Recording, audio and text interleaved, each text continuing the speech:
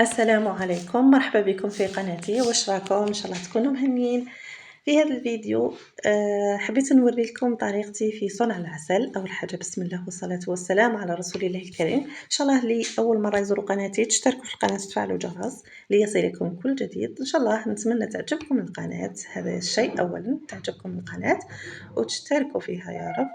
وخليوا لي تعليقاتكم لأول مرة يزوروا قناتي، خليوا لي تعليقاتهم في أسفل الفيديو ومرحبا بكم ونورتوني.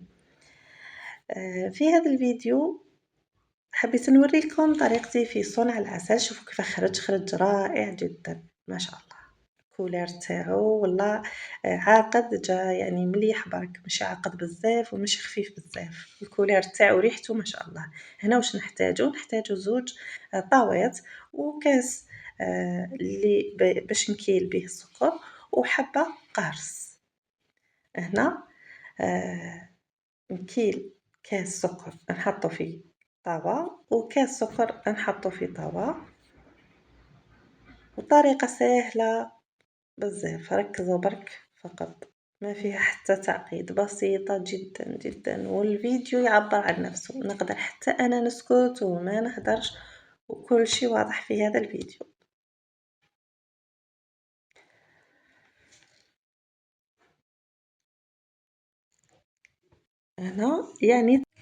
هنا في زوج الطاوات حطيت فيهم كاس سكر، وحده قلت لكم نحط فيها عصير الليمون، ووحده نحط فيها كاس ماء.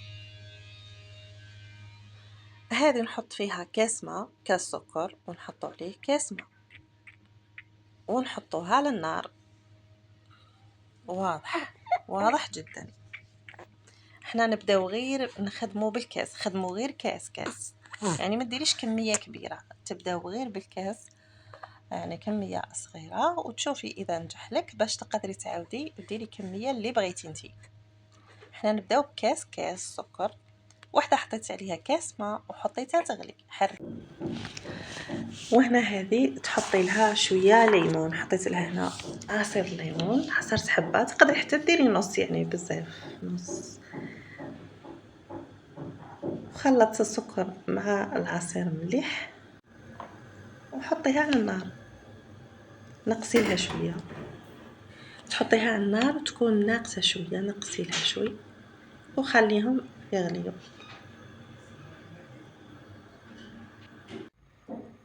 وهنا السكر هنا راهو تكرمل كما تشوفوا.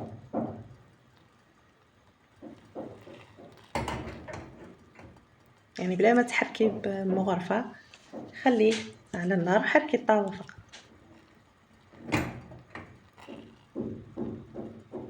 وهنا السكر راهو ذاب اللي مع الماء، ذاب تماما.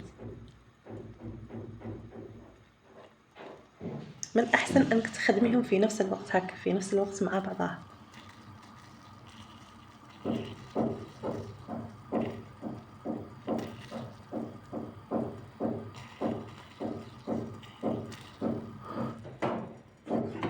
نقصيلو النار، خليه يتكرمل على مهله.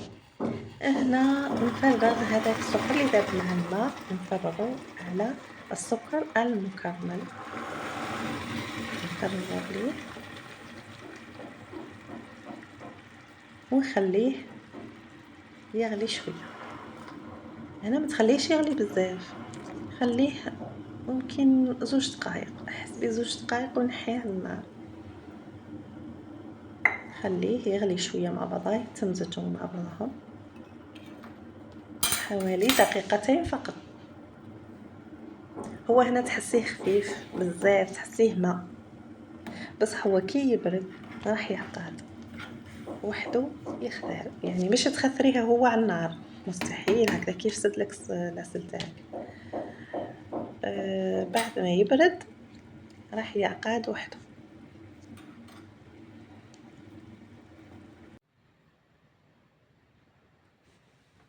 هنا كان العسل انا هبطته خليته يبرد، وكان شويه انا كعصرت عليه الليمون، كانت شويه فوتة تاع الليمون. هنا سدته او صفيته. بعد ما برد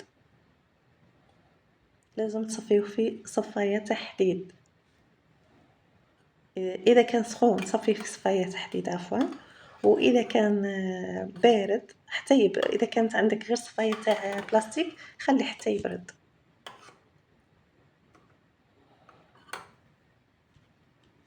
دوكا هو خفيف. هنا بعد ما برد وصفيته حطيته في البلارة، حطيته في البلارة صافي مراية، وقلت لكم منين يروح يعقد وريحته جات تهبل، يعني تعسلي بيه واش حبيتي، بقلاوة مقروط المعسلات قري واش اي حاجة حبيتي تعسلي بيه. ما شاء الله هايل، يعني خير من اللي يتشرى، خير من اللي يتشرى بزاف ذوق والله. يعني القوام تاعو احسن، يعني اللي تخدمي في الدار احسن من اللي يتباع، وريحته ما شاء الله وما يفسدش ولو يطول معاك، يعني في الثلاجة مش راح يفسد. هنا بعد ما برد انا غلقت البلارة،